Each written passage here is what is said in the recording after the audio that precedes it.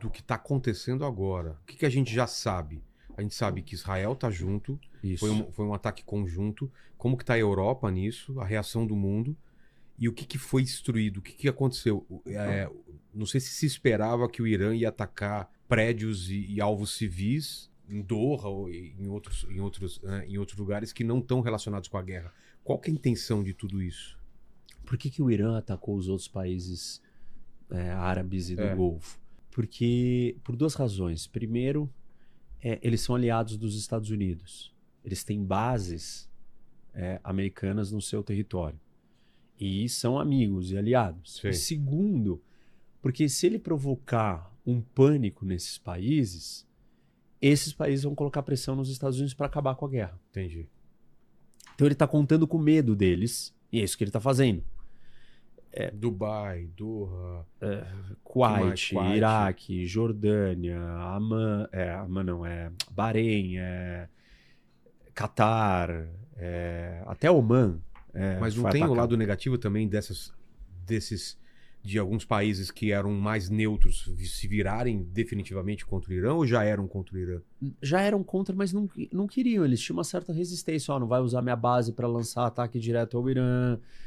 Eles colocaram uma série de restrições. O ataque não aconteceu em janeiro porque eles colocaram pressão. Falaram, não, a gente não queremos que ataque. Não queremos guerra aqui.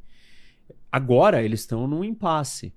Tem sinalizado neste momento que eles estão estão irritados com o Irã e querem retaliar.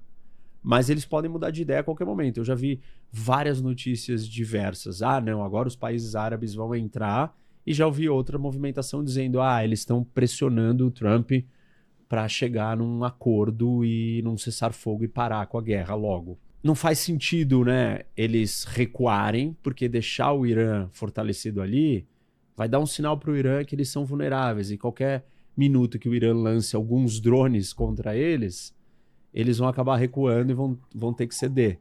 Então, eles mostraram uma fraqueza para o Irã, mostrarão uma fraqueza se escolherem simplesmente apaziguar o Irã ou ficar com medo e acabar a guerra agora. Por outro lado, a retaliação iraniana está causando um monte de impactos em todos esses países, principalmente os do Golfo, porque eles são um hub de logística, eles dependem da aviação, do comércio marítimo, das exportações de petróleo, de gás natural. Tudo isso está sendo impactado com o fechamento do estreito. Tudo isso está sendo impactado com todas as coisas que o Irã está danificando.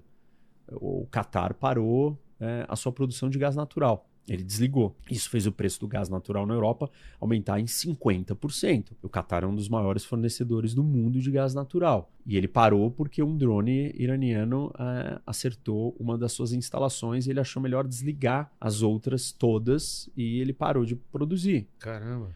E a mesma coisa aconteceu com a Arábia Saudita. Então o Irã agora ele está atacando não só as rotas por onde passa todas essas commodities, essa energia, mas ele está atacando também a infraestrutura desses países. Então esses países estão perdendo muito. Então, eles perdem com o turismo, as companhias aéreas deles todas estão paralisadas, agora os voos começaram a voltar, alguns poucos, e perdem com a sua principal fonte de receita, que é o petróleo e o gás natural. Tudo isso faz a economia deles ficar numa situação complicada, a imagem deles ser arranhada. Será que esses lugares são seguros? Será que Dubai é seguro? Será que o Catar, Abu Dhabi, todos esses lugares são seguros agora? Tá todo mundo questionando isso, porque tá todo mundo experimentando. A gente já tá assistindo os vídeos, hotéis sendo atacados, um monte de coisa. Então, nesse sentido, o Irã tá tentando usar eles como uma forma. Por outro lado, a gente está vendo outros países também se mobilizando e falando, se essa retaliação indiscriminada do Irã contra todo mundo, isso não é aceitável. Então os europeus também estão dizendo que vão apoiar o conflito porque o Chipre foi atacado, que faz parte da União Europeia. Então atacou um território europeu. Os europeus então estão dizendo, pode usar nossas bases, estamos aqui, estamos dispostos a participar e ajudar a fazer o Irã parar.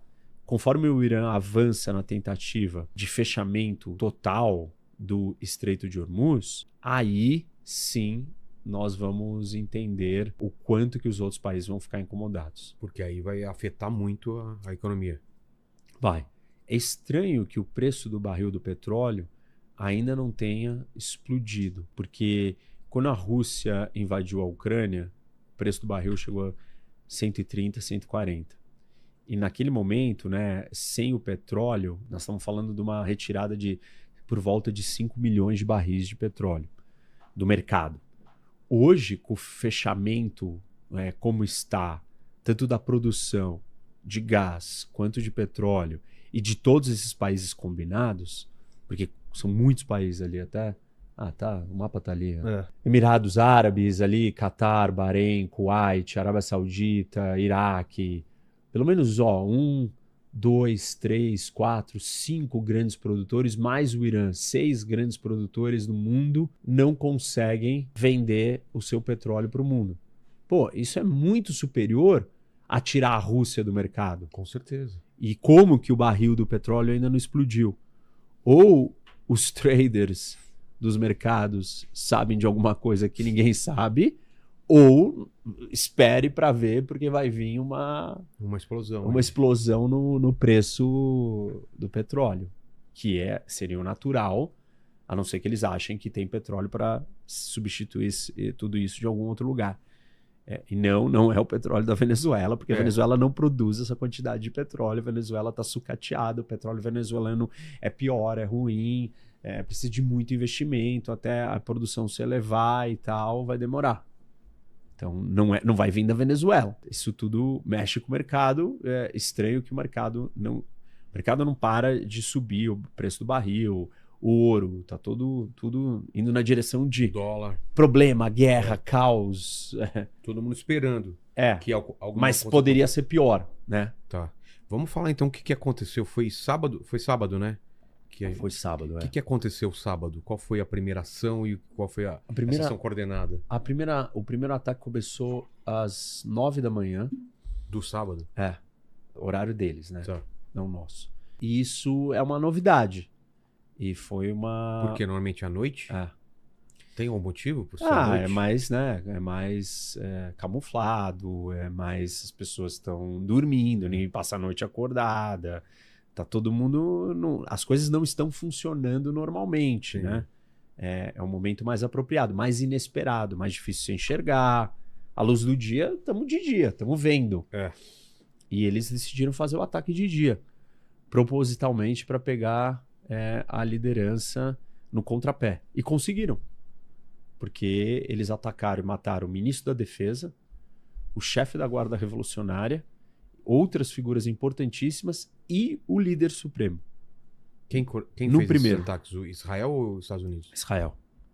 Claro, com a ajuda dos Estados Unidos, enfim, né? É um ataque conjunto, mas a participação de Israel não foi tímida nem secundária.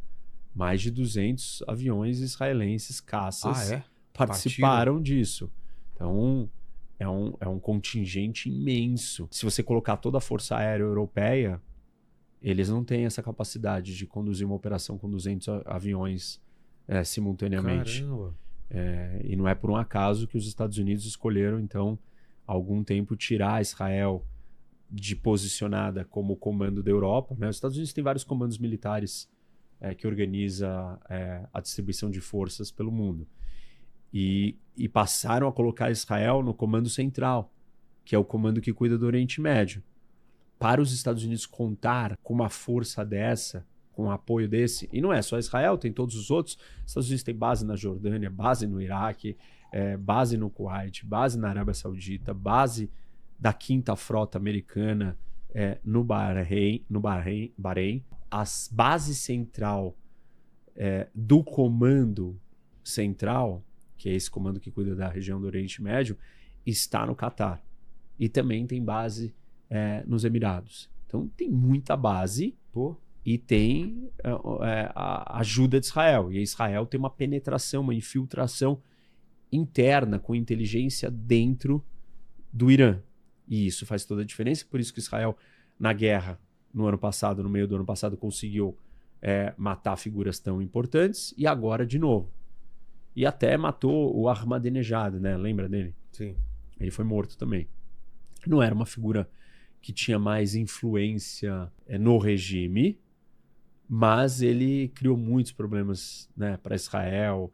Ele tinha um discurso negação de holocausto, antissemita, e foi morto também. Então, essas operações são mais cirúrgicas. Pegaram ele de dia, né? O Ayatollah, ele não achava, senão ele estaria no bunker escondido.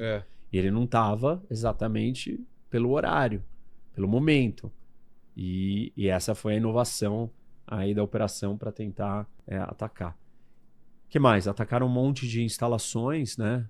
O objetivo é destruir toda a capacidade de defesa aérea do Irã, para que os Estados Unidos e Israel tenham superioridade aérea e controle do espaço aéreo. É sempre esse o primeiro passo. E, com isso, destruir os lançadores. E não só os mísseis que o Irã está lançando, mas os lançadores. Israel diz que 50% de todos os lançadores iranianos já foram destruídos. Ainda tem bastante. Na guerra no meio do ano contra Israel, o Irã lançou por volta de 500 mísseis. E agora, alguns dados da inteligência de Israel falam que o Irã tem um estoque de 2.500 mísseis. O Irã no começo, atacou muitos seguidos para saturar, né, sobrecarregar a defesa aérea israelense, e agora ele está diminuindo um pouco do volume. Provavelmente está ficando mais difícil. Cada vez que lança, consegue identificar de onde está lançando, e aí vão lá e destroem, atacam. Então, os americanos e os israelenses estão trabalhando para que, né, eles consigam destruir. O objetivo da guerra é destruir a capacidade do Irã de construir uma bomba, destruir a marinha iraniana e destruir o estoque e a capacidade do Irã de construir mísseis balísticos. E aí o quarto possível é a mudança de regime. Tirar esse regime do poder.